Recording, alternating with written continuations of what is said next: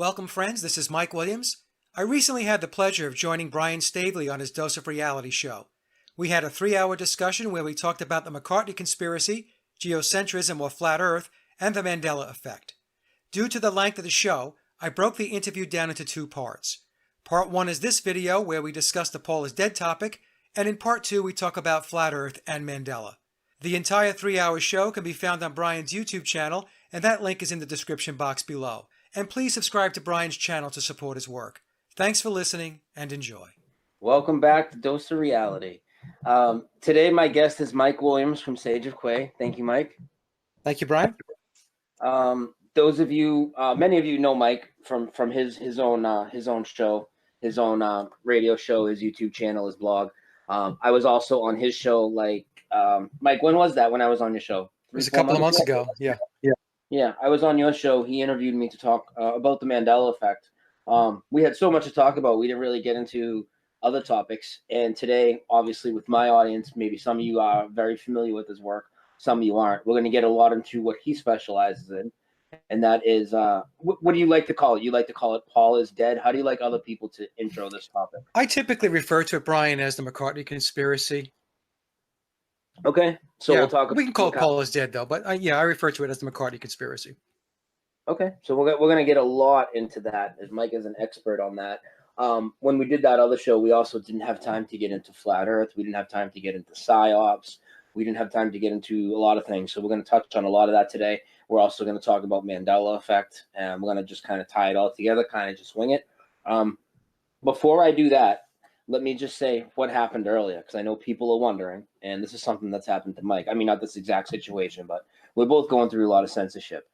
And as you guys know, or maybe you don't, I got maybe 10 community strikes since I've been uploading material and doing videos just since last summer, almost primarily all for my 9/11 content. Some of it was maybe 1 or 2 Sandy Hook things here and there, or Boston Marathon, but almost all 9/11 content. And I just came off of having 2 strikes on this channel where I thought I was going to lose the channel. Well, now in the last 2 weeks, they hit me 4 times. So they hit each channel once, which gives you a warning now, thank God. And they gave my Dose of Reality show channel a full-on community strike. This is all within 2 weeks. And today, when we were live streaming, a lot of you guys were watching, they pulled my video for bullying and harassment before it was even done. I've never seen that. I mean, I actually have seen it when I was porn bombed, but as far as for me, just having I don't know. And you know, Mike, what it is. They'll label it bullying and harassment, and it's really just a way to censor you, totally eliminate free speech. And they put this excuse out there. When they give you bullying and harassment, they don't even give you a timestamp in the video. They just tell you your video's gone, and there it is. There's no explanation, Brian. Yeah, so I get harassed by Facebook and YouTube, and whenever they are censoring me or screwing around with me, there's always this very nebulous notification I get, and there's no specifics. So recently, I was explaining before the show, Facebook banned my blog. They just banned the URL. And the reason they gave me was that it was the posts and the blog were reported by other Facebook people to, I guess it bugged them, or, it hurt their feelings or whatever, So, but they don't tell you what posts. They just blocked the blog. They just banned it. They censored it completely, which meant that it didn't matter what post I had up on the blog. It wasn't going to be posted to Facebook. So what I wound up doing was replicating the blog with a different URL. So it has the same feel, the same look as the old blog. And that's going through. And I just checked before the show, this, to see if my old blog was still blocked, because I did appeal it. And it looks like they lifted the ban, at least for now. So it's a game that they play with me all the time. About a year and a half ago, Facebook went in twice. And, folks go into my Sage of Quay Facebook page. That's different from my personal Facebook page. Mm-hmm. And they essentially unliked 30 to 40% of the folks that had liked the page to follow it. They just let them go, and they did that to me twice within 2 or 3 week span of time. Yeah, they play a lot of games like that. And also I noticed when I went on your show and I told you about my issues with censorship. You also have 3 YouTube channels, don't you, for the Yeah. same type of reasons? Yeah. Yeah. So you've gone through the whole restricted video thing, right? Where they just, they shut down your view counts. People can't comment. It doesn't show up as a suggested video. Would you say, because I know we all look at different topics though, but you've actually told me before, you would say that your Paul McCartney research triggers people more than anything.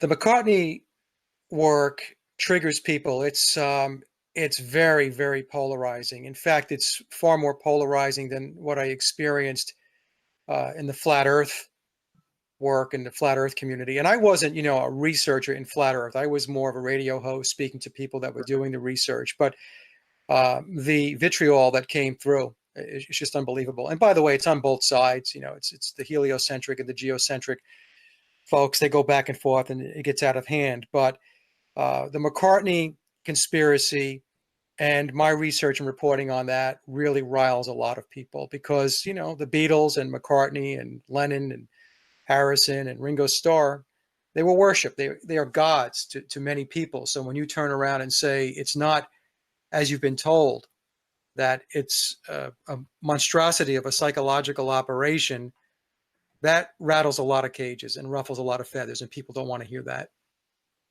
Yeah. So what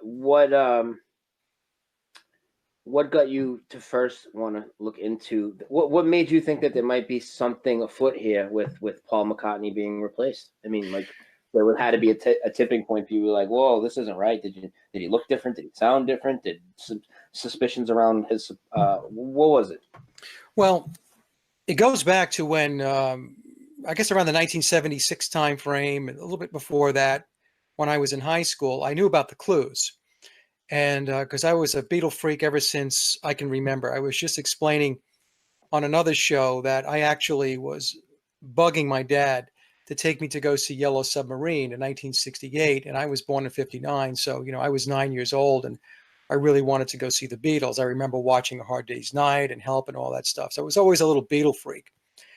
And then in 76, my high school, which was very progressive at the time, they had this program where the students can bring in guest speakers. So a friend of mine, Adam, his older brother, Doug, was really into the clues. And so I had him come in and he talked about it. And, I had put posters up around my high school and stuff, and I didn't expect a lot of people to show up. And lo and behold, when the time came, there was standing room only. And it was great. Doug took everybody through the album clues and he played the records backwards and all that stuff. So I knew about the clues, but what happened was I chalked it up at the time and for many, many years as nothing more than a slick marketing ploy.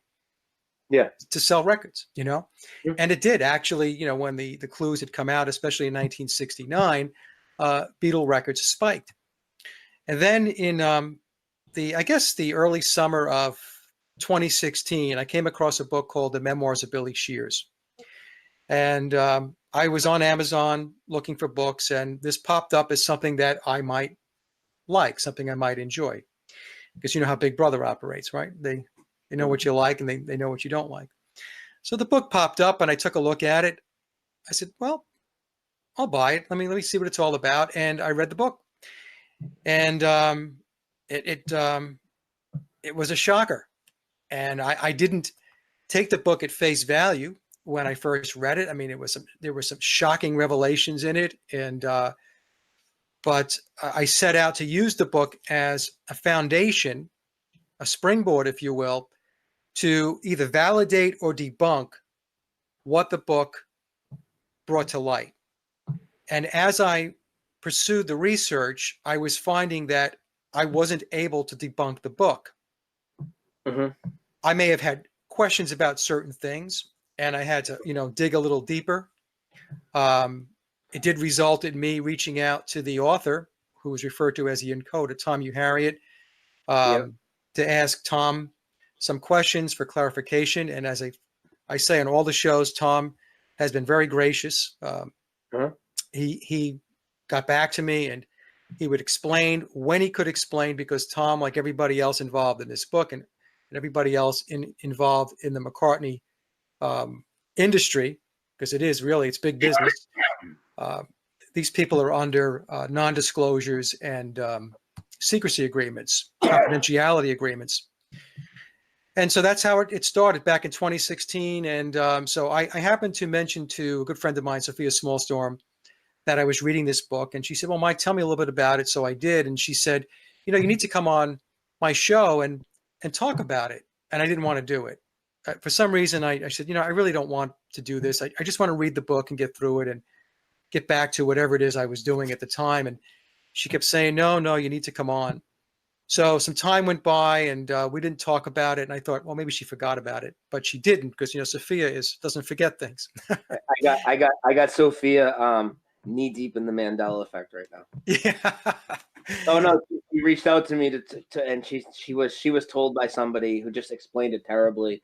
And I talked to her for a bunch of hours in the last week or she had her mom on the phone and everything, asking her JFK, all this stuff. Yeah. So Sophia is one of the smartest people I know, and she's good people. So she had me on her show in September of 2016, and I talked about the book, and this is the newer version here. It's the Memoirs of Billy Shears. This is the blue cover book. The original version, which came out in September of 2009, is the red cover. So this is so when he came out with this book, who was he known to, what was he known to people? How was he known to people as? What was he? Tom, the author? Yeah. Well, Tom had a couple of other books out. And if you go on Amazon, you'll see that he has other books that have nothing to do with the Beatles. But he was tapped to bring this book together. Maybe we can get into that in a little bit. I'll explain how that works based upon my understanding and some conversations I had with Tom. I pieced some things together. So anyway, I did this show with Sophia, and I didn't think anything of it. It was a 2-hour show, and I figured, okay, well, I did the show. And it was just an avalanche after that. People were reaching out to me, and Mark Devlin, I knew of Mark, but I had never spoken to Mark before. He contacted me after listening to that show. He wanted me to come on his show and talk about it. And that fostered a very good relationship, a good friendship between Mark and I. He's a great guy too. He's genuine, and he does some fabulous research. So that's from 2016 on, Brian. It's almost been 3 years now. It's really been the focus of my research. It's really kind of topped everything else because there's just so much there. And I did explain that I am going to sunset my ongoing research. And originally I put a date out there of June of this year, but I'm going to miss that date. It's probably going to be maybe August, probably even September of this year, where I'm going to do a 2-hour major presentation to wrap it all up. But the information just keeps coming in, and there are people reaching out to me that are credible people, of course, yeah, who have information. You're the guy. Like it or not, you're that guy now. You're the Paul is dead guy. What's up, Paul is what's interesting is when I announced that I was going to sunset my ongoing research, what I meant by that was I wasn't going to dedicate all of my time to this. That if something came up that was significant, I would step back in and I would research it and report on it. Yeah. What was interesting when I made that announcement about 2 months ago, I guess it was 2 or 3 months ago, all of a sudden there were people that came out of the woodwork. Of course, because they're like, oh my God, he's going to leave. We got to talk to him. We got to encourage him to stay on. Yeah, and these are people that have information, which I found very interesting. So if I hadn't made that announcement, I'm thinking to myself, would these people have stepped forward? Yeah, you might not have forced the information out. Yeah, now they're stepping forward. You gotta. Some people might not understand, but that's a long time to be on the one topic, and people get aggravated with me, like, oh, Brian, why don't you? And recently I have, obviously, but Brian, why don't you talk about 9/11 anymore? Or why don't you talk about flat Earth? Why always talk about Mandela effect? We all go through progression. So if things change, like if something changes with 9/11, which my theory hasn't changed in years, then yeah, I'll have to come right out and talk about it. I'm done with it until something changes. With flat Earth, what's changed in the last year or two? I've been looking at it since 2014, and all I see now is just like what you talked about: all the fighting, all the finger pointing, all the name calling. I have to separate myself from that totally. I still come out here. I've been mirroring videos to do with flat Earth, the moon landing, all these topics, because I'm trying to show people these topics still. but I can't be part of all that, craziness. So I moved on from that. And now I'm talking mostly Mandela effect. But, you can't stay on one topic forever. But of course, if somebody sends you information on Paul that you didn't have, it changes your theory a little bit. Yeah, to get that spark going right again. But I remember when you said you were like stepping away, I thought you meant like stepping away more than just that. I'm like, oh yeah, right, guy, you'll be back. So what the obvious question here is, what's the motive? What is the motive? Well, we know with the Beatles and the Tavistock and all sorts of mind control and culture and all this stuff, which we're going to get into a lot of that, the deeper stuff like that. But what is the motive for subbing this guy out? Well, the motive for the Beatles, we'll start with that first, because what were the Beatles? The Beatles were and still are a massive psychological operation, Psyop, that was put in place by Tavistock. Mm-hmm. And the psychological operation was put in place in order to disrupt the current course and speed of the society and the culture, which had these traditional values. It was very Christian based and so on. And the Beatles introduced through their music and all the other bands too, by the way, because remember there was the British invasion back in the 1960s. They were introducing Luciferianism into the culture and into the society. And in fact, in Memoirs, it explains in the Blue Book that the Illuminati declared war on Christianity in 1962. And of course, the Beatles really started it in 1962. I mean, 1963, on March 22nd is when they released their first LP, Please Please Me. But, the Beatles were in play back in 1962. So it was done to change the culture. It was done to put into place.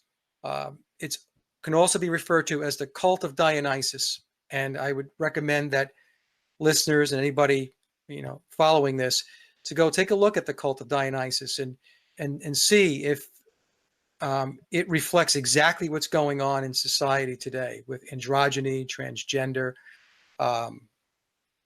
basically revelry, everything goes type of mindset and a lifestyle way of living. And so the Beatles brought that into the consciousness. That's what they did. As when John said that the Beatles were bigger than Jesus, I'm paraphrasing there, I did a video not so long ago where I explained that was not a slip of the tongue. That was all staged and scripted. That was all calculated. So at the end of the day, the Beatles are a huge social engineering project, mind control project, an initiative out of Tavistock, created by Tavistock. The Beatles themselves were never organic. They were always on Tavistock's radar. Beatles themselves, the name the Beatles comes from the scarab beetle. And the scarab beetle goes back to ancient Egypt and the Egyptian mysteries. It refers to enlightenment. So the pyramid of power, that's who I refer to as the control, as the pyramid of power. They view Luciferianism, the cult of Dionysus, Satanism as enlightenment, believe it or not. I mean, a lot of people are going to be shocked by that.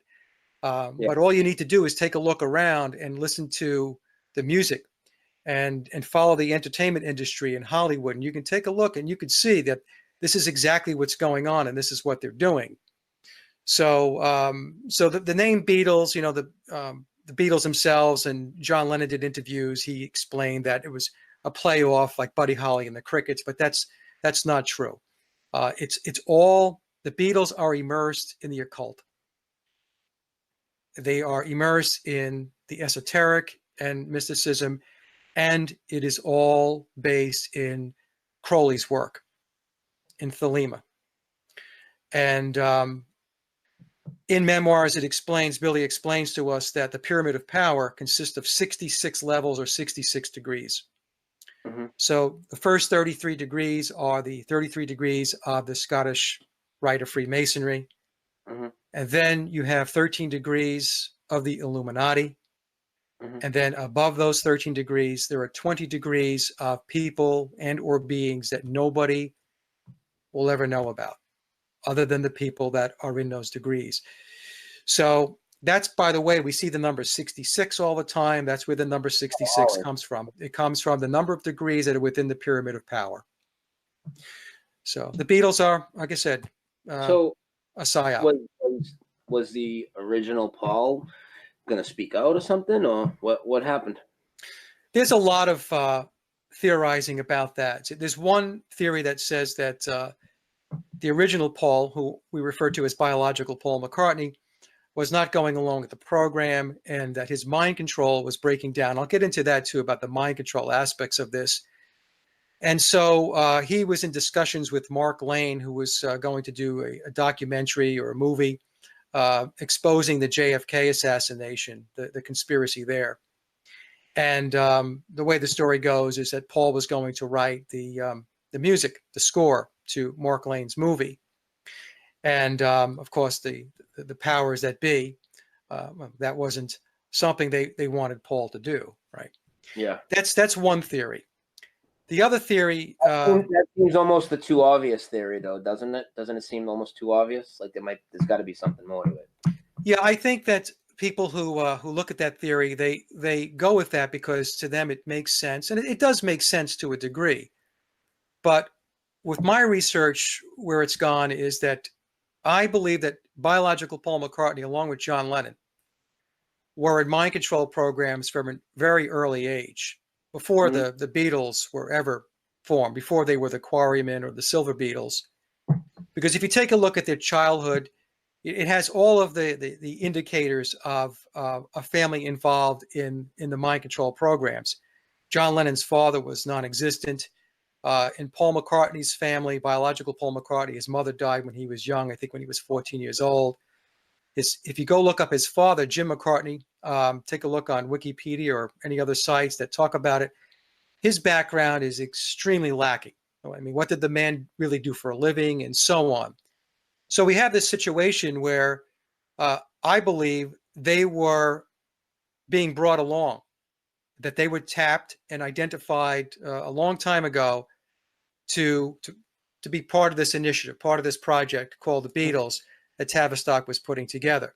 So they were groomed, in essence. And there's a lot of indications to this. Paul McCartney, biological Paul McCartney, spent an enormous amount of time with the Ashers. Jane Asher's father was into the business of psychiatry. He was found dead, by the way, in his basement. And the way the story goes, that he was in his basement dead for a week before they discovered him. So I guess the police work there was a little lacking. Jane Asher's mother was George Martin, the Beatle producer. She was his music teacher.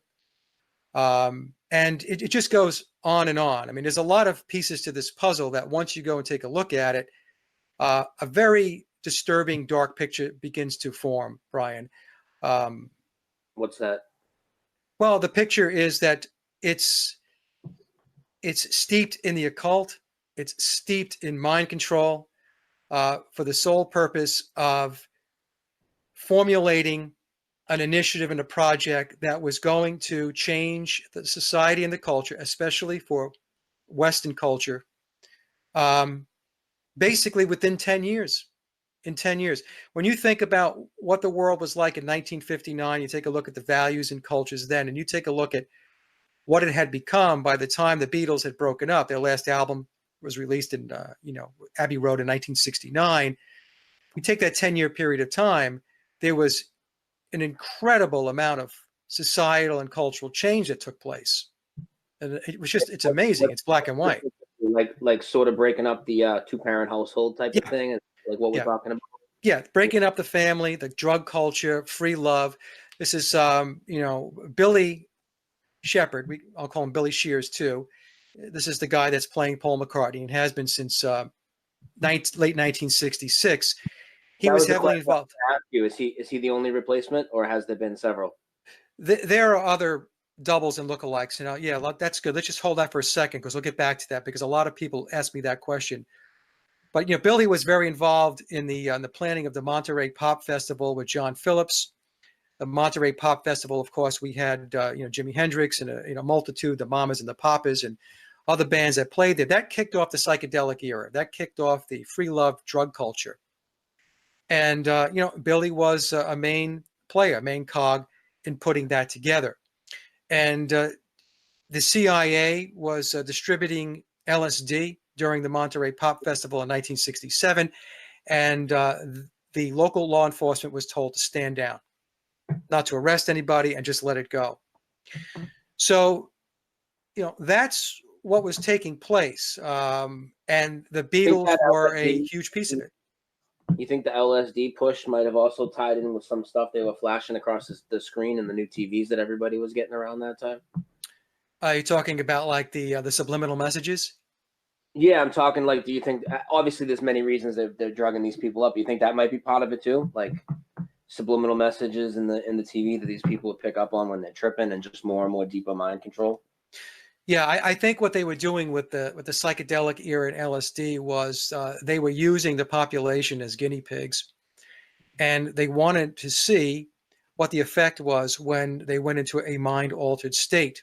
What would the behavior be like? What would how would they operate in society? What would functioning be like?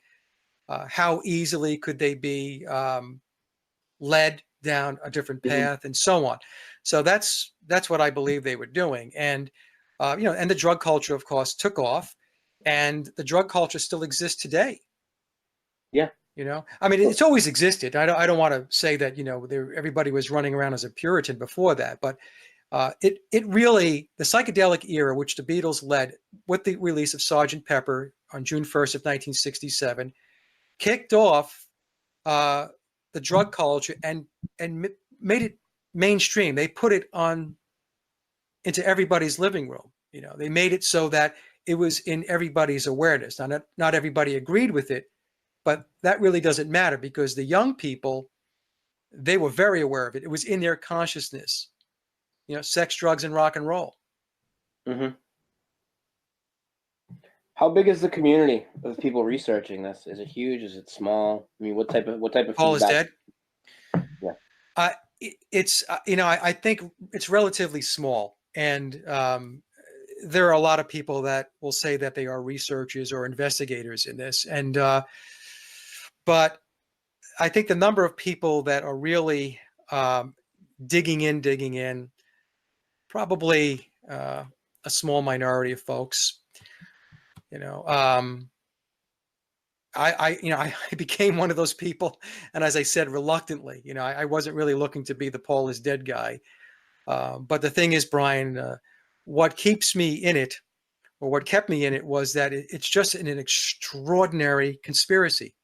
It's extraordinary because in it you have the pyramid of power, the deep state. We've got Tavistock, we've got social engineering, we have mind control, we have Crowley, we have magic, we have Luciferianism / Satanism. All of this stuff is rolled up into the McCartney conspiracy. I mean, it encompasses everything, and it's massive. It is truly a massive conspiracy.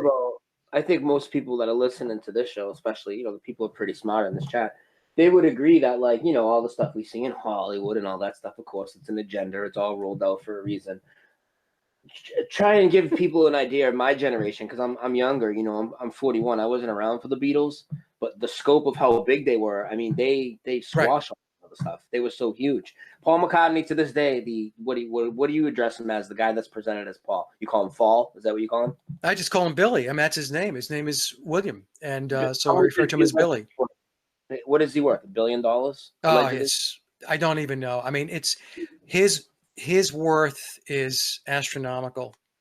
It truly is. It's astronomical. And so, I mean, he's made a lot of money with this, and and we can get into that too, about the money aspect of this. And what that means is it's actually extracting your material world energy, your physical world energy, right? Whenever you spend money on something and you dedicate your time and attention to something, right? We can get into that. I do want to answer your question, though, about the death of Paul McCartney and why was Paul, taken out. Based upon memoirs, and I believe this to be true, I've been working with Richard Balducci. I did a show with Richard, and he's an expert in the occult. Paul was taken out because he was a ritual sacrifice. So back in 1962, according to memoirs, he and John Lennon engaged in a satanic ritual. Now, we will use Luciferianism and Satanism interchangeably here. Now, I realize that if there are Luciferians and Satanists listening to the show, they will debate that those two terms are interchangeable. But for the sake of this discussion, we'll use them interchangeably. Okay. They engage in a ritual back in 1962, and that essentially what that ritual was about was they would give their lives for the success and the fame and fortune of the Beatles. That was basically it in a nutshell. Any idea what the ritual consisted of or where it was? I mean, you looked into it a little bit, right? Where did this take place? Oh, I don't know where it took. I mean, I don't know specifically where it took place. I'm assuming it took place somewhere, in England, in London. It was overseen by handlers and by priests, Luciferian satanic priests, who and then after the ritual was done, it was reported back that the ritual concluded properly.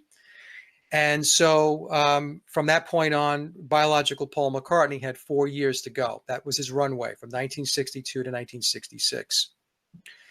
And so the ritual took place. And these rituals are done because these rituals give power to the intent, to the will of the people that are imposing their will or their intent. In other words, they have certain objectives and goals. And the same thing happened with Brian Jones of the Rolling Stones. They say he drowned in a pool, but that was also a ritual sacrifice. I've made a case that I believe that also John Bonham of Led Zeppelin, Jim Morrison of The Doors, Freddie Mercury of Queen, Boz Burrell of Bad Company. So the list goes on and on and on. We have all of the artists that were in the 27 Club, which Jimi Hendrix, Janis Joplin, all of these people. So they enter into pacts, and who are these pacts with? So back in December of 2018, I did a presentation called "The Beatles, Paul McCartney, and the Grand Illusion," and I had a clip in there from Bob Dylan. So Dylan, going back, I guess around 20 years ago, I want to say, early 2000, he was did an interview with Ed Bradley from 60 Minutes. And in that interview, Dylan talks about making a deal with the chief commander. And Bradley says, the chief commander, who's the chief commander? And again, I'm going to paraphrase here, but Dylan was explaining, he's the main man. This world, the next world, an unseen force, the unseen world. He's talking about Lucifer. He's talking about Satan. That's who he's talking about. So Dylan spilled the beans on that. And also in that interview, he talked about how his lyrics, especially in the early days, basically just came to him as if it was divine intervention. It was basically downloaded to him, that he couldn't write those lyrics again today, So in any case, this is what goes on. And a lot of people struggle with this because they just can't possibly believe that there are unseen forces and unseen worlds and these pacts and these rituals take place and that they're actually real and that occultism and magic is something that actually goes on. It is scary stuff. It's very dark stuff. But, when you dig into it, you do the research on it, this stuff exists. This stuff actually goes on. Oh, it actually goes on. And not to give those evil people any credit, but those people are kind of at sometimes more in tune with reality because they know there is a spiritual side, even though they're using it for dark reasons. It's why a lot of people have to write that off because everything to them is this whole physical. And we'll get more into that, I think, when we talk about the Mandela effect and stuff a little later. But I'm starting to think that we're supposed to get out of the physical realm and get to the spiritual side. But I mean, that's a little deeper for later on. I don't know what your thoughts are on that. If that's something you'd like to get into. No, it's absolutely right. And it's great that you brought that up because if you take a look at what Luciferians, their belief system and how they operate, they believe that the field is divided evenly, that there is the material world, the physical world, and then there's the spiritual world. And you must balance both those worlds.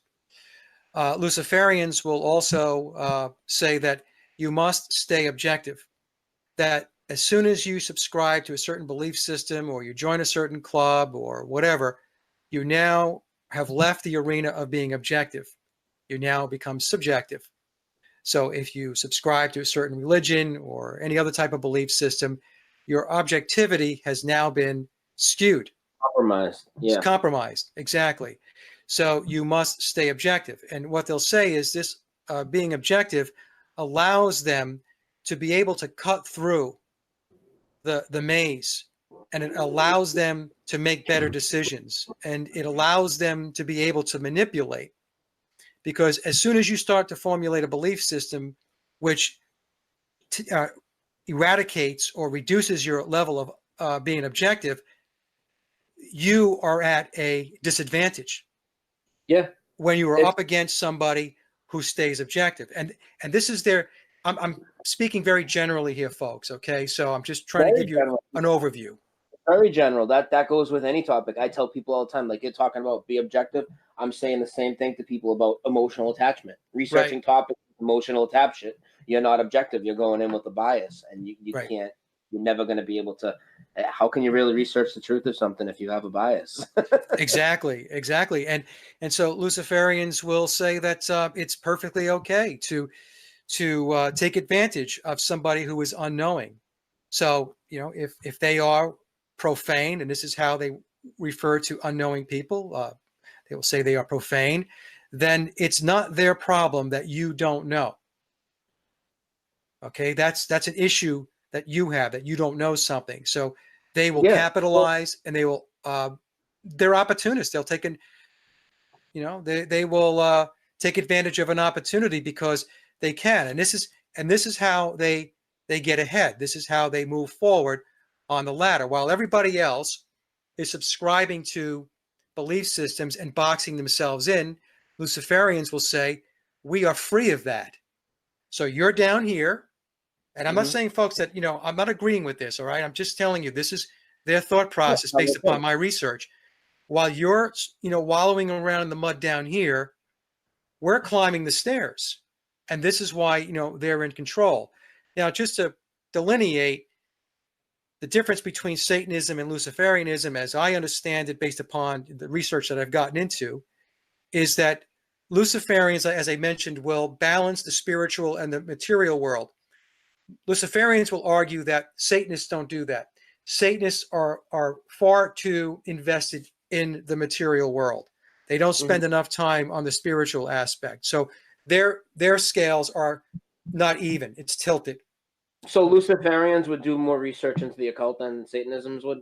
No, I think they're both into the occult. It's just again, based upon my research and what I've read, some Luciferians, I'm not saying all Luciferians, would make an argument that they ensure that the material world and the spiritual world is balanced as far as where they invest their time. And they will make an argument that Satanists don't do that they spend too much time invested in the physical / material world and not enough time in the spiritual world. And because of that, they're mired down in the material world and aspects of the material world, and that's to their detriment. Now, of course, there are going to be Satanists out there that are going to debate that and say that that's not true. Oh, Mike, please don't offend all my Satanists and Luciferians. I'm just, you know what it is, Brian? It's just that we have so many degrees of everything. So it's just like we have degrees of Luciferians, we have degrees of Satanism. I mean, there's this whole bandwidth of beliefs. We have the extremes on both sides, and then we have everything in between.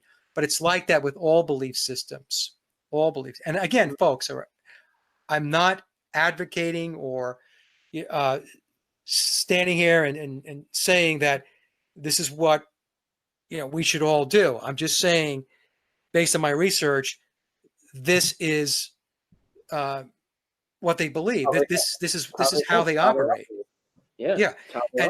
And what I've explained, I was on the show with Patricia. I explained that I am spending a lot more time now understanding this, researching this stuff, reading books on this stuff, especially Aleister Crowley, because the Illuminati which is the 13 degrees sandwiched in between the 33 degrees of the Scottish Rite of Freemasonry and the 20 degrees above.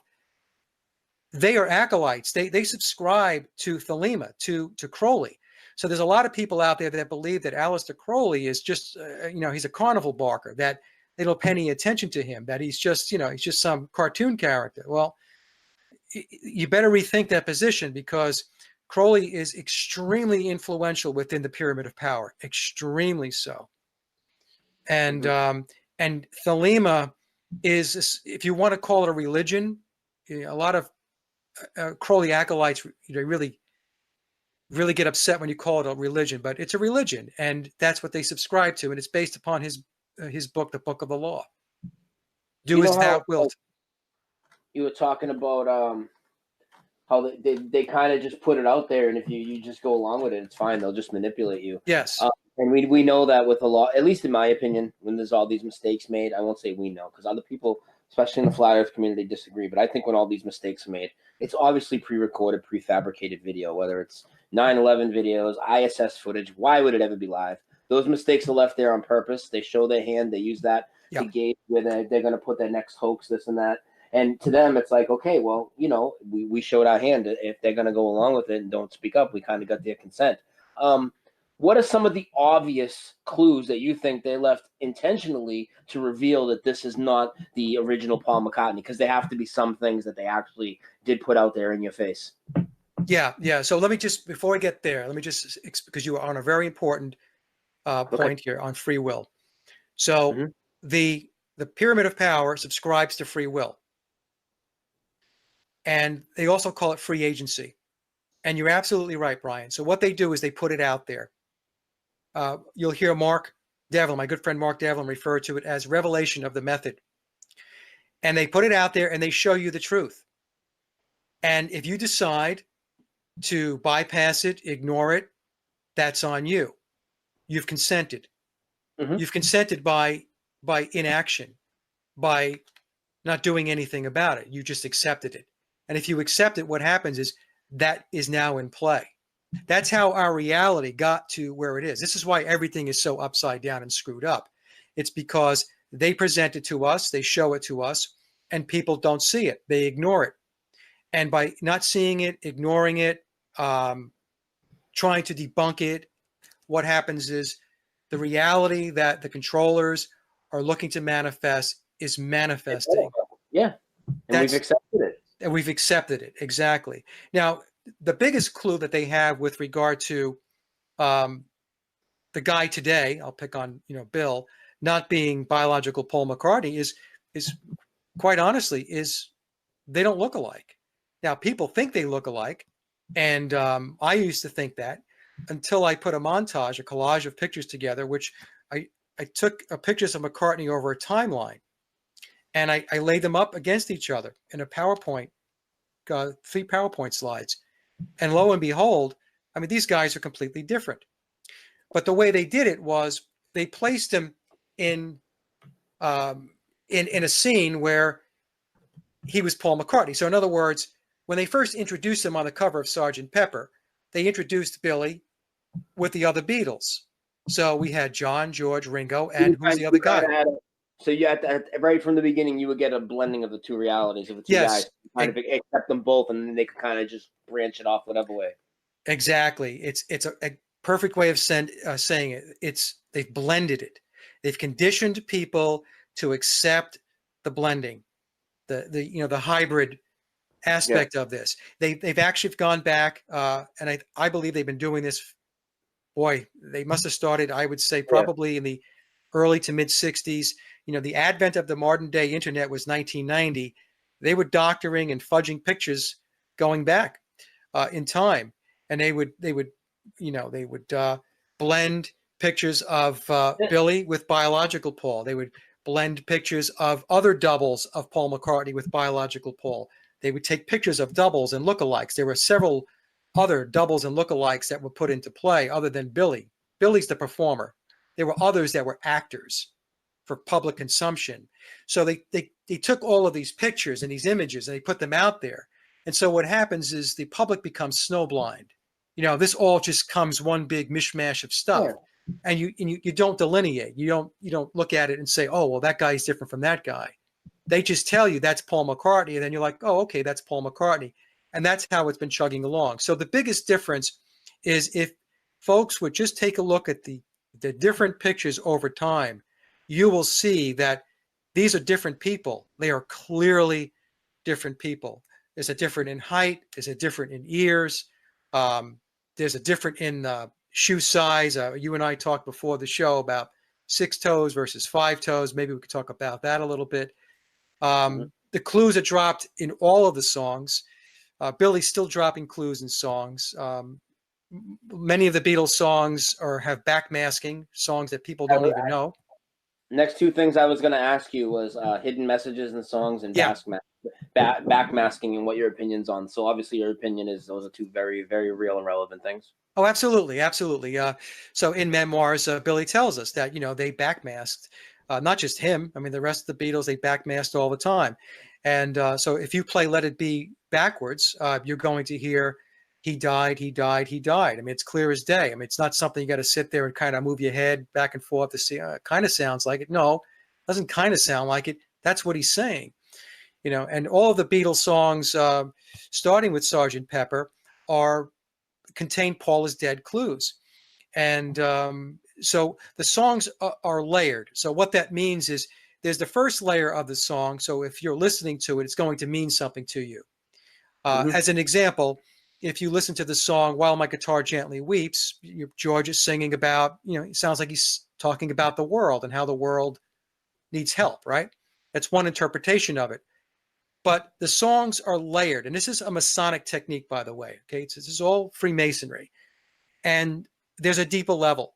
So when you listen to the deeper level and you're able to put it into context, once you understand that there was a swap, there was a replacement, and you listen to the songs, you'll put it into a different frame or it'll have a different frame of reference. And then you'll begin to understand that they're not singing about the world. They're talking about the song While My Guitar Gently Weeps is about Paul. At the end of the song, you're going to hear George sing. Sounds like he's saying, oh, oh, oh, oh. Listen to it closely. He's saying, Paul, Paul, Paul, Paul. But the way it was done in the mix, put some headphones on, it doesn't, at first glance, listening to it, it doesn't sound like Paul, but it is. And there were many songs where I didn't realize that they were Paul is Dead songs that the Beatles did that were, they're all Paul is Dead songs at the end of the day. From 1967 on. Other bands were in on it too. So the Rolling Stones, The Who, Won't Get Fooled Again is a Paul is Dead song. Isn't it crazy how the mind works? Because even though, like you said, there's layers of it, right? And so you're going to get to a certain point before you recognize the underlying message.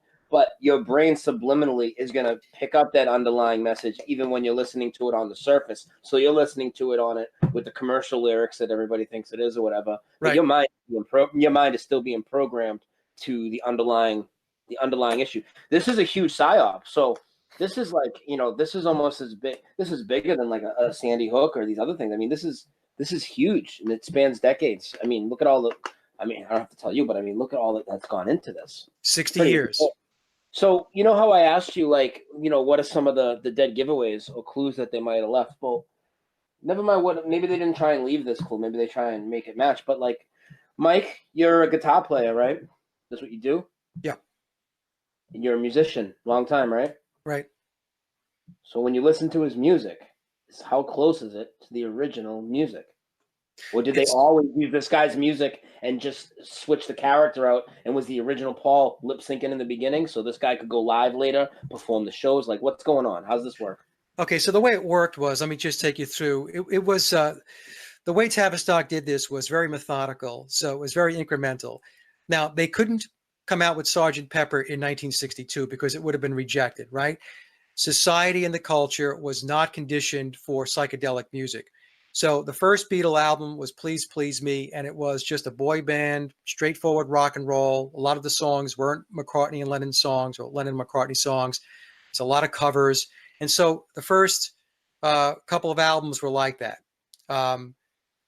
they progressed as time went on with each album. So they were introducing more sophisticated music, more sophisticated messaging as the albums progressed. So by the time we got to Rubber Soul in 1965, we were getting this very Dylan-esque type of sound to the Beatles, and the Beatles themselves as songwriters. And we can maybe talk about whether the Beatles actually were doing all the songwriting. That's something that makes a lot of people very agitated who listen to my work. But maybe we'll save that for.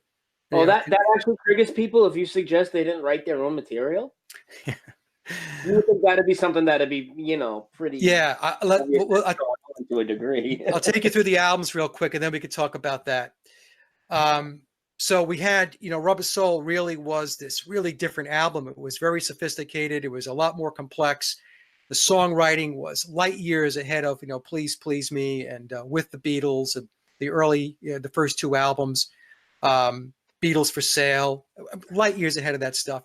And then they moved to Revolver. And of course, Revolver, I think it's the last track, Tomorrow Never Knows, was the introduction or the segue of the Beatles going into the psychedelic era. So, but the music from Please Please Me to Revolver was very different than when Billy took over. The music that the Beatles did from 62 to 66 was very oriented toward relationships, boy and girl, girl and boy. I want to hold your hand. She loves you. Yeah, yeah, yeah. All of this stuff. When Billy joined the band, he became the leader of the band.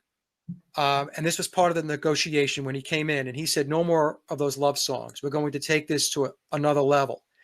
And that level to begin with was the psychedelic era. So the music did change. It changed very much. In fact, if you listen to Paul McCartney sing Yesterday and the Biological Paul, and you hear him sing Here, There, and Everywhere, and Eleanor Rigby, and then take a listen to the guy who's singing Penny Lane, and listen closely. Is that the same guy? No, it's not the same guy. It's not the same guy. But the music definitely changed. So it went from boy band, rock and roll in the beginning days, a lot of cover tunes. They evolved with Rubber Soul and Revolver. And then boom, all of a sudden this new band appears, Sgt. Pepper's Lonely Hearts Club Band, where Billy actually introduces himself with the song. He introduces himself, Billy Shears, at the end of Sgt. Pepper, leading into the song With a Little Help from My Friends. And so from that point on, the White Album is very different than any of the songs, the albums that the Beatles did post 1967, as was Abbey Road and so on. Now going to whether they wrote their music or not, the interesting thing here is that the Beatles wrote something like I don't have the numbers in front of me, but I think it's something like 250 or 60 songs over the course of, let's just say, 6 years.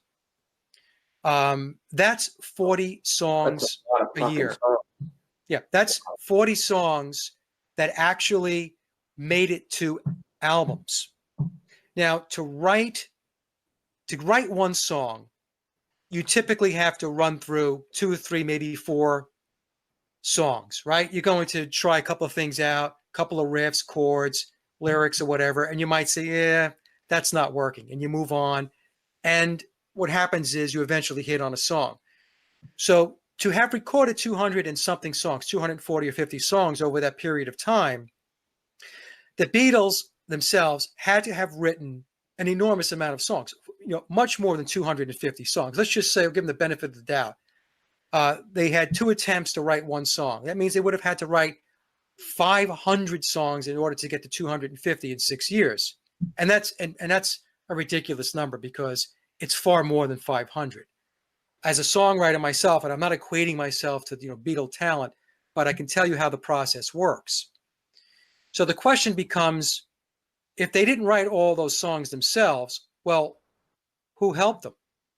So I believe that it's very possible that they had uncredited professional songwriters that came in that helped to write songs. And it's possible that these uncredited professionals that came in helped to shape the songs that McCartney and Lennon came in with. So in other words, when Biological Paul came in with a song, or John Lennon came in with a song in 64, 65, 66, right, they would play the song, and they had professional songwriters there, ringers, that would say, you know what, that's a pretty good song. That's a good start. But, you know, we need to change the verse. We need to change the bridge. It needs to have a better hook. Now, one of those people that I believe was heavily involved in this was their producer, George Martin. Mm-hmm. For one, for starters, I believe George Martin was front and center doing that type of work. But I also believe others. Did he have What's that? Did he have a previous writing style that you recognized, and that why you think he did that? No. But George Martin was, George Martin was heavily involved in theater and show tunes types of music, I believe. And, he's classically trained, but, he's classically trained through Tavistock. And so I'm not saying that George Martin was the only person. I do believe today, Brian, and again, this is a belief that I have. It's you can't really prove this because nobody has stepped forward to say, oh, yeah, I was there to help write the songs. But I do believe, based upon the number of songs that were written, based upon the fact that the age of these guys, some of the songs, the lyrics are way beyond, the worldliness of their age. So there's a song that Paul McCartney wrote. I believe it was on, maybe it was on Rubber Soul. I lose track sometimes. For No One.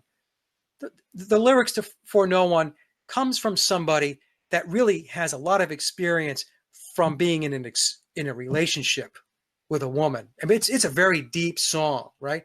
How did that come from a guy who's 23, 24 years old? I mean, how did he come up with those lyrics? So is it possible that he did? Yes, it's possible. Is it probable? That's where I get stuck on it. I think maybe it's not probable. Possible, but not probable. So in any case, so I do believe they got some help. And I think maybe the help subsided once Billy got there, because Billy is a formally trained musician. He has a lot of musical training. His training started very, very early in his childhood. He was tapped, and he was brought along ever since he was a child to wind up in a place where he would have tremendous amount of influence. Now, at the time, they may not have thought obviously it was going to be the Beatles, but Billy Shepherd or Billy Shears was going to wind up in some very influential position in the music and entertainment industry. That was going to happen. He's blue blood. Lucky agent? Was he just the lucky agent, or what's his family ties to this? He's got to have some okay, so it's very interesting with the family ties, right? So in memoirs, he alludes to the possibility that Aleister Crowley was his father. Alludes to it. Now, he says that he is a descendant of William Wallace. William Wallace goes back to he's the famous war hero, freedom fighter of the Scots, going back. It's the character that Mel Gibson played in Braveheart. Now, Billy says in the book that the storyline in Braveheart wasn't accurate, but be that as it may. So Billy's ancestry goes back to William Wallace, who he refers to as the hardy warrior. When you look up the surname Crowley means the hardy warrior. Now, in this book here, the blue book, this is the new book, folks. It's the 9 after 909 edition. Billy tells us that he was tutored by Crowley up through the age of 10. Now, Billy is 5 years older than biological Paul, so which means he was born in 1937. Crowley died in 1947. So there's a 10-year period of time where he was tutored by Aleister Crowley. This is what it says in the book. It also says that Billy was subjected to mind control as early as the age of 3. Now, he went through the mind control program because it was instilling discipline in him. So the mind control was done in order to ensure that he had the motivation and the drive and the mindset to be successful no matter what, that he would defy any obstacle, and he would plow ahead and he would be successful. This is what's said in the book. This is very, very important information, and it's also very dark. Here's a kid, his earliest memory of being in a mind control program, 3 years old, tutored by Crowley to read backwards, do all the backwards stuff. I'm sure he was trained in the book of the law, in Thelema, and and he is a Crowley acolyte. There's no question about it, because on a show that I did maybe about a year ago or so, year and a half ago, with Nick Shylock, Nick had said in the show that Billy had said in memoirs that Crowley, his doctrine was a doctrine of hate. That's in the Red Book. Nick misconstrued that and said in that show that Billy hated Crowley. The Blue Book comes out. On page 326, there's a footnote. That footnote refers to my URL, my YouTube channel. Mm-hmm. Okay? And it says in that footnote, Tom writes, William enjoys the content and the material at www.jamespaulmccartney.com. That is my domain. Believe it or not, I have that domain, jamespaulmccartney.com. And in that footnote at the bottom of page 326, Billy, through Tom, says, but I want to make a correction. I don't hate anybody, and I don't hate Aleister Crowley. He feels that Crowley should have showed more love to his family. I'm paraphrasing here, okay? Yeah, more love to his family, meaning me, your son. His son, or I believe, I'm not sold that it's his father, but I believe that Crowley is a relative, is related to him. He's related to Aleister Crowley. Also in the book, he mentions 9/11, being on the tarmac, watching the whole thing going down, and then saying he was very disappointed that his relatives were involved in what happened with 9/11. Who was he referring to? He was referring to Barbara Bush. That's who he was referring to. Look, it gets very, very weird. Okay. But the thing is, when we look at the bloodlines, Brian, and you know this, because when we look at all the presidents, right? A couple of people did work on this. They're all related. They're all bloodline related. So all of these people who are in influential positions, who are born and bred out of the pyramid of power, the blue bloods, the elites, they're all related. Yeah, that's why races and borders and all that's all just an illusion to keep us divided. And what we really should be looking at is bloodlines with these people. Exactly. Not that I don't spend so much time focusing on the who and the they as much as I do the process and the way these startups work and stuff, just because you'll end up chasing your tail, all day, because there's going to always be people you don't know who they are. But yeah, the bloodlines is what they care about. They don't care about your race or your border. I mean, that's all just propped up for that. Mike, you mind if we take a 5-minute break? Absolutely, Brian. All right, and guys, we got 107 people live. Everybody, please thumb up, please share it, and we'll be back in 5 minutes. You'll listen to Dose of Reality with Mike Williams from Sage of Quay Radio Hour and Brian Staveley, and we'll be right back. Welcome back to Dose of Reality. I'm your host, Brian Staveley. I'm here today with Mike Williams from Sage of Quay Radio Hour. Thank you for sticking with us during that brief break. And Mike, I forgot too. I was going to ask you before the show to send me some of your music. I could play it during the break. But how long have you been making your own music, anyways? Hey, Brian, I'm getting an echo. You are? Hang on.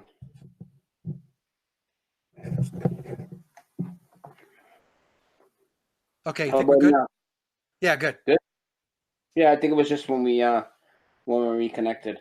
Okay. What was I going to say? Yeah, earlier before the show, and we're going to get into some other topics real soon because I know people want to hear us talk about some other stuff too. This kind of segues into that a little bit because I had asked you what's up with this 6-toe thing. Is this like a Mandela effect thing? Because I've noticed that there's, we've all talked about body changes and these hexagon eyes, 6 sides, this type of thing. This 6-toe thing, you want to explain to people what that is? And this is something you have known about for a long time, right? So this is just something that's always been. And what is the 6-toe thing? Yeah, so I was interviewing Tina Foster. Tina's another researcher, and Tina does fine work in this area as well. And so I had her on my show because Tina has a book out also. And so during our conversation, Tina mentioned to me that fall, she refers to him as fall, has 6 toes. So I said, really? So I believe it or not, was not aware of that. So I took note, and after the show, I looked into it. And as I started looking into it, I started finding these pictures, and I was looking at them. And so, to make a long story short, I put a video together. It's called "Fall Six Toes McCartney," and it shows there is a version of Fall, Paul McCartney, with six toes, and there are versions of Fall with five toes. And in that video, I showed pictures, very clear pictures of biological Paul's feet. Mm-hmm. And, Bio Paul has five toes. And so at the very least, the six toe version tells us that there was another actor or character playing the part of Paul McCartney who has six toes. Now, Billy has his right toe has a disorder where it cocks up, and it's called hallux extensus. And we can see this on the cover of Abbey Road as he walks across Abbey Road, the street there. And so, because of that, because he has the right big toe that cocks up, he's clearly not the guy shown in the studio with six toes either. So the short of it is that what this whole thing with the feet and the toes shows is that there are multiple iterations of somebody playing the character of Paul McCartney. Mm-hmm. That's what it shows, and that was an awakening for a lot of people, because a lot of folks were looking for very, more specific types of evidence. Even though it's clear that if you look at the facial features, like I mentioned before, it's very obvious it's not the same person. But some folks say to continue to look past that. So when I presented the video on the feet and the toes, there were people that were on the fence that are no longer on the fence. They said, "Okay, done." Yeah. Right. There's another guy playing the part, or there's been other guys playing the part. I want to ask you two big more questions on this, and then I want to get into some other topics. Okay. So two things. I see you going to see this guy in concert. Yeah. What type of feeling do you get from that? Do you enjoy the music? Like, what is your mindset going to see this? Like, what is that like? And then I also want to ask you, how does John Lennon's death tie into all of this? And what are your theories on that? And you can go in whatever order is good for you. Okay, so I'll do the concert first. Yeah, so I saw Billy this past Monday in Raleigh, and he played for 2.5 hours. And, I went, Brian, really as it gave me a chance to sit back, knowing what I know, and assess. That's basically what it amounted to. And I can see right through the veil. I mean, I can see all the scripted parts that are taking place. I mean, he had screens playing on both sides of the stage, and he's showing images. And in fact, one of the images that he showed was the six-toed version of McCartney. They showed it. He showed it. He flashed it up there, And I was with my lady, with Barry, and I said, "Look, hon," I said, "they've got the picture of six-toe fall," and so she's understands this, and she's on board with all of this as well. So, which is good, right? Otherwise, I'd be like a lunatic.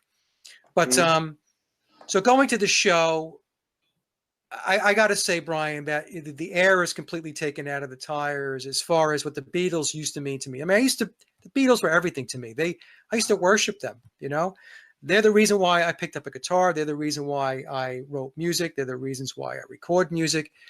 And so all of the shine, the luster. I was talking to Charlie Freak on his show a few days ago, maybe about a week ago, and I said the aura that the Beatles used to have for me is gone. Now, what I can appreciate is the craftsmanship of the music, regardless of who wrote it. Right? We can argue to the cows come home. The Beatles actually wrote it. The Beatles wrote it in conjunction with other, uncredited professionals and so on. Just set that aside. The music itself, I have an extreme appreciation for the construction of the music, the production of the music, and so on. Harmonies, the verses, the bridges, how it was all put together, how it was layered, the songs were layered musically, track by track. Still, it's brilliant stuff. But as far as me looking at Billy, I mean, I know who he is, and it's a little disheartening because when you go there, the arena I went to holds 20,000 people, and it was packed. I mean, it was standing room only there. And so, there's me and Barry, and maybe there's a handful of other people who really know what this is all about. Everybody else is cheering him on and screaming and yelling, and I mean, they're in the moment. I refer to it on Facebook today as the Church of Billy, the cult of Paulism, if you will, and this is the whole aspect of where your energy is being extracted from you. Yeah. Right? You're dedicating your focus, your thoughts, your time toward this psychological operation. And then they're going to, they've extracted your money, number one, by, the ticket to get there, $30 to park. Merchandise was very expensive, $45 for a t-shirt. The food's very expensive. If you're going to, this, if you go to a concert, you try to buy a beer or a hot dog or whatever. I mean, it's an arm and a leg. So the point I'm trying to make is that, the whole process is there to extract your energy, your physical energy, your attention, your thoughts, you have to extend energy to be able to make money because you have to go to work, right? So you exert energy to go do what you do for work to make a living, and then you take that hard-earned money and you hand it over to buy CDs and albums and merchandise and stuff like that. They're extracting it from us. Because as fake as we all know the money is in the money system, it becomes our reality because of the construct that we're in, and it's used to manipulate us. I mean, people try to earn that dollar. I mean, it's as fake as it is, and they can just print it and all that. We know that, but it's a huge part of what runs this artificial construct. You know what I mean? Keeping us into that whole 9 to 5 and these psyops like this, like 9/11, like these fake shootings, all these psyops, NASA. All this stuff is psychological warfare, and they're attacking our emotions, and they do feed off our energy. They feed off our bad energy, our fear. I mean, it ties into so many things. It really does. Right. That's exactly right. So the way you have to look at this is that all of entertainment, the music industry, the entertainment industry is completely controlled, cradle to grave. Okay, from beginning to end, and it has been. It's controlled, folks. There's nothing organic about it.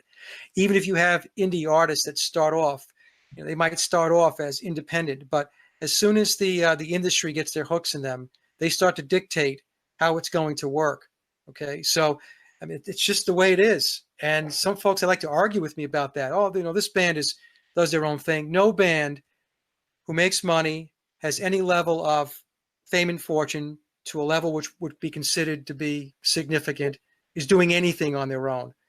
They're being dictated to. An extension of the media. And the media is completely controlled, and that goes to commercialized music as well. Of course, exactly. People can't see that. They know that, man. The music and stuff they put out, especially to the young kids, the teenagers and stuff, when it really hits them and it's really influential, that's just as influential as the 6 o'clock news is to the adults. Yeah. So of course it's controlled. Yeah, that's right. People idolize and worship these people, and however they act, these kids are gonna. I mean, and we've all done it. Going through high school, everybody acts like their favorite musicians or whatever. Whether you're a heavy metal guy or you're into rap, I mean, people dress by what they listen to for music. They're that influenced by it. People get cliquey in high schools because they're so influenced by the music. The hippies are gonna hang out together. Right. The heavy metal guys are gonna hang out together. The grunge people are gonna hang out together. It's very influential. Of course, they control it from the top. Yeah, and just I want to add that I did do a commentary on the concert. It was a review, and Billy's voice is completely shot. During the show, there's a song that he wrote on his Tug of War album called Here Today, and Billy's voice completely gave out. He opened his mouth, nothing came out. He's very croaky. He can't hit the high notes anymore. I don't know why he didn't lower the keys to the song so that he could put it in a range that he could sing better, but his voice is gone. And So this is his last tour. I don't see how he can possibly go on tour again after this. And I'm not sure he has much runway left anyway, but I just wanted to add that. Now, as far as Lennon goes, I mentioned earlier that he and biological Paul McCartney participated in a satanic ritual back in 1962, where they said that they would give their lives for the success of the Beatles, the fame and fortune and all that. So, I believe that John's number was up on December 8th of 1980. And from a numerology perspective, when we break John's date of death down, December 8th, 1980, it's 9/11 in reverse. So you've got the month 12, 1 plus 2 is 3, the day 8, 3 plus 8 is 11. Then you have 1980, 1 plus 9 is 10, plus 8 is 18. 18 is 1 plus 8, it's 9. So you have 11/9, so it's 9/11 in reverse. So, and in my show I did with Richard Balducci, Richard, again, is an expert in the occult. He explained that the reason why 9/11 is a very popular date with the elites, with the controllers, with the occultists, is because it is a representation numerically of Baphomet. Mm-hmm. Right. So, so when we write 9/11 out in Roman numerals, we have 1xx1. The two ones represent the two pillars of Freemasonry, and the two X's, when we bring them together, are the sigil for Baphomet. Okay, so I just want to mention that. So if folks want to learn more about that, just go to my my either Sage of Quay channel or my Paul is Dead channel and watch the show with Richard. It's a fascinating show. He's really quite brilliant with that information. And that's Lennon. I mean, so I think Lennon was his time was up when he was 40 years old on December 8th, 1980, based upon that ritual that was done back in 1962. So his runway was up.